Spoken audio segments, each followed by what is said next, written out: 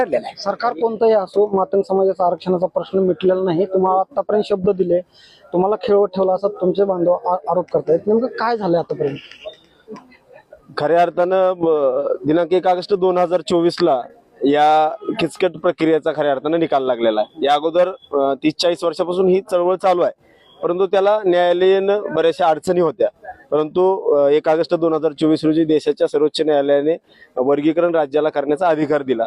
तेव्हापासून खऱ्या अर्थानं कर्नाटक असेल, तेलंगणा असेल, पंजाब असेल, या राज्यामध्ये वर्गीकरण केलेलं आहे. त्या अनुषंगानं महाराष्ट्रात सुद्धा न्यायमूर्ती अनंत बदर यांची समिती स्थापन झालेली आहे. त्या समितीनं आपला अहवाल सादर केलेला आहे आणि त्या अहवालानुसार आज रोजी आम्ही प्रतीक्षेत आहोत की महाराष्ट्र सरकारनं लवकरात लवकर आरक्षण उपवर्गीकरणाचा प्रश्न मार्गी लावा. अन्यथा महाराष्ट्रातील मातंग समाज असेल, चर्मकार समाज असेल, ढोर समाज असेल, वाल्मिकी समाज असेल, भंगी समाज असेल, यासह इतर ज्या वंचित उपेक्षित जाती आहेत त्या जाती एकत्र येऊन या सरकारच्या विरोधामध्ये मोठा जनआंदोलन उभा करणार आहेत.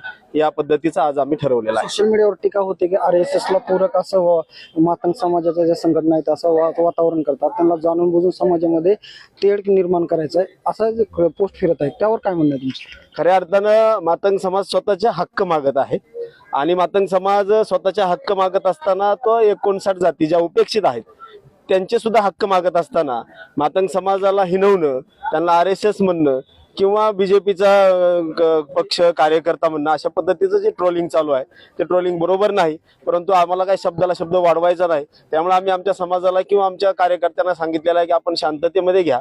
आरक्षण वर्गीकरण इथल्या सरकारला करावंच लागेल. ते करायला आम्ही भाग पाडणार आहोत, कारण की भारतीय राज्यघटनेचे शिल्पकार भारतरत्न डॉक्टर बाबासाहेब आंबेडकरांनी त्या पद्धतीनं जी घटना अस्तित्वात आली त्यानुसार कलम 14, कलम 15 आणि कलम 16 या पद्धतीनं सुप्रीम कोर्टानं निर्णय दिलेला आहे आणि त्या अनुषंगानं इथल्या सरकारला आरक्षण वर्गीकरण करावंच लागेल.